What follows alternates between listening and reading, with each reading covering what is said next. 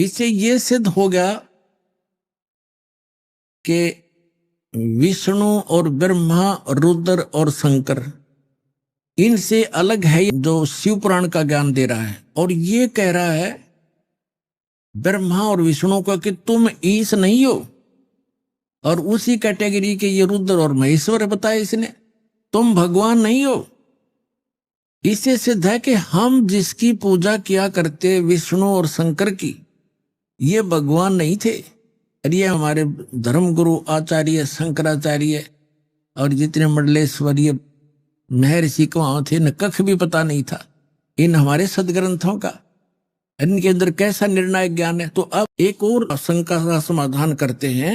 इसी शिव पुराण के अंदर जो खेमराज श्री कृष्ण दास मुंबई के प्रकाशन में है, उसमें क्या है, उसमें ये स्पष्ट किया है कि जैसे ये क्या कहता है कि मेरा एक ओंकार मंत्र है, और जैसे हमारे ये धर्मगुरु क्या बताया करते हैं, इस अनुवाद जो किया है ना गीता प्रेस गोरखपुर से प्रकाशित में शिव पुराण में, उसमें उन्होंने गलती कर रखी है।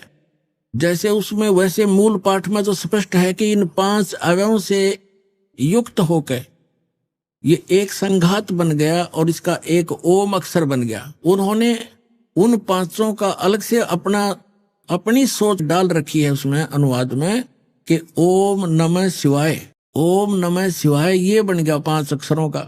नहीं, ऐसा इसमें कोई प्रावधान नहीं है, ये झूठ है। बस इतना ही काफी। अब ये प्रसंग स्पष्ट हुआ कि जिनकी हम पूजा करा किया करते थे, ये ब्रह्मा विष्णु और शंकर, ये भगवान नहीं है, ये ईश नहीं है। स्पष्ट कर दिया, हमारे सदग्रंथों ने ही स्पष्ट कर दिया। अब हम जिस प्रसंग पर आज आगे बढ़ेंगे, अब हम उसको निर्णय करते हैं कि रजगुण ब्रह्मा है, सतगुण विष्णु, तमगुण शिव जी। आप देखिएगा, ये है श्रीमद देवी भागवत यानी देवी पुराण, श्री खेमराज श्री कृष्ण दास प्रकाशन मुंबई से प्रकाशित है। अथ देवी भागवतम सभाष्टिकम समात्यम, खेमराज श्री कृष्ण दास प्रकाशन मुंबई 4 से प्रकाशित है। यहां पर तीसरा सकंद प्रारंभ होता है। अथ श्री मद देवी भागवते भाषा टीका युक्ते तृतीय सकंद है प्रारंभते। अब तीसरा सकंद प्रारंभ होता है। हम इसके हम आपको 11 पृष्ठ पर ले चलते हैं। ये 11 पृष्ठ पे 5वां अध्याय, इसमें यहां हम पढ़ेंगे 5वें अध्याय का 8वां श्लोक। हे मात्र, ये 7वां समाप्त हुआ। हे माता, यदि हमारे ऊपर सदा आप दया युक्त हो तो हमको तमोगुण में किस प्रकार प्रदान किया। शंकर भगवान बोल रहे हैं, ब्रह्मा रजोगुण और हरि सतगुण युक्त किए। किस प्रकार किए, अब यहां संस्कृत भी पढ़ेंगे हम। ये संस्कृत है, ये हिंदी यहां पर हमने पढ़ी है। ये 8वां श्लोक है। यदि दा धर्मना न सदा अंबिके कथम अहम विहित से, किस प्रकार मैं बना दिया हे अंबिके, हे माता, तमोगुण और कमल जय, कमल से उत्पन्न होने वाले ब्रह्मा को रजोगुण संभव, रजोगुण क्यों बना दिया। और सुवित क्यों सतोगुण हरि, और विष्णु जी को आपने सतोगुण किस प्रकार बनाया, क्यों बनाया। अब देखो, इस बात से ये हमारे ये देवता भी परिचित हैं कि जो हम कर रहे हैं ये अच्छा नहीं हो रहा। इसलिए तो ये कह रहे हैं कि यदि आप हम पर दया युक्त हो तो हमारे को ऐसा क्यों बना दिया। ब्रह्मा से निकल रहे वो उसकी तरंगों से सब प्राणी प्रभावित होते हैं और सृष्टि उत्पत्ति करते हैं, बच्चे पैदा करते हैं, और विष्णु जी से निकल रही तरंगों से एक दूसरे में ममता में फंसे पड़े हैं, और मेरे से फिर एकदम संहार होता है। ये ऐसा क्यों हो रहा है। यदि आप हम पर दयालु हो, हमें ऐसे गुणों वाले क्यों बना दिया, मुझे तमोगुण क्यों बना दिया। इति सिद्धम रजगुण ब्रह्मा, सतगुण विष्णु, तमगुण शिव जी। तीसरा, एक तो आपको शिव पुराण में बता दिया, ब्रह्मा विष्णु महेश इन तीनों देवताओं में गुण है, और वो शंकर इनसे न्यारा है, वो गुणातीत माना गया। और अब आपको सिद्ध करते हैं मार्कंडेय पुराण गीता प्रेस गोरखपुर से प्रकाशित के 123 पृष्ठ पर देखिएगा।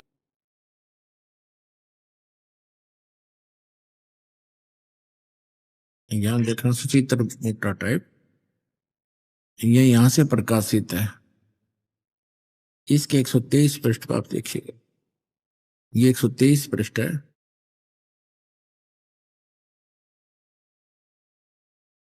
अब यहां मार्कंडे जी का वर्णन चल रहा है। मार्कंडे जी बोल रहे हैं, मुने यहां आ जाते हैं।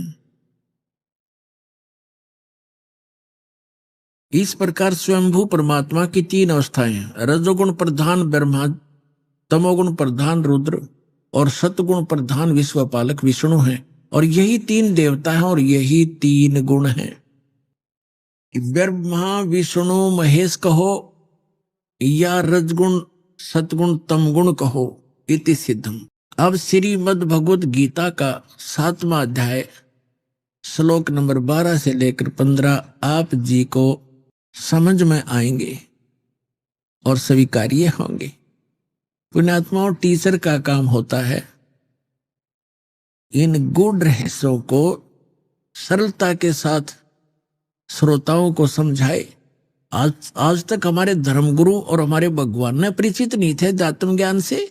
सतयुग के ब्राह्मण ऋषि महर्षि भी इस तत्व ज्ञान से अपरिचित थे। तो पुण्यात्माओं, सौभाग्य है आपका, आपका जन्म ऐसे समय में आप शिक्षित हैं और ये तत्व ज्ञान को उजागर करने का परमपिता कबीर भगवान का आदेश है।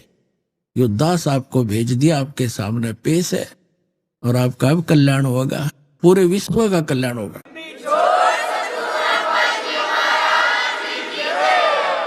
अब इति सिद्धम रजगुण ब्रह्मा सतगुण विष्णु तमगुण शिव जी। और अब देखिएगा श्रीमद् भगवत गीता, जयदाल गोयत का इसके अनुवादक है। 7वें अध्याय का हम वही 12 से लेकर 15 पढ़ेंगे। ये देखिएगा, अब ये बहुत आसानी से हमारे समझ में होगा और स्वीकार्य होगा।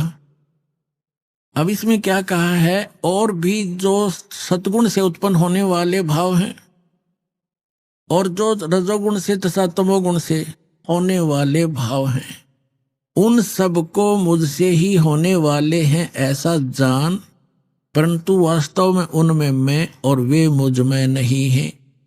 अब ये कौन है? रजगुण ब्रह्मा सतगुण विष्णु तमगुण शिव जी से अन्य है जो गीता ज्ञान दे रहा है। अब आगे ये क्या कहता है देखिएगा 13वें श्लोक में, 7वें अध्याय श्रीमद् भगवत गीता का। गुणों के कार्य रूप सात्विक राजस और तामस, इन तीनों प्रकार के भाव से ये सारा संसार प्राणी समुदाय मोहित हो रहा है। इन तीनों गुणों से परे ब्रह्मा विष्णु महेश से अलग जो युग काल है ब्रह्म है, मुझ अविनाशी को नहीं जानते। आगे देखो,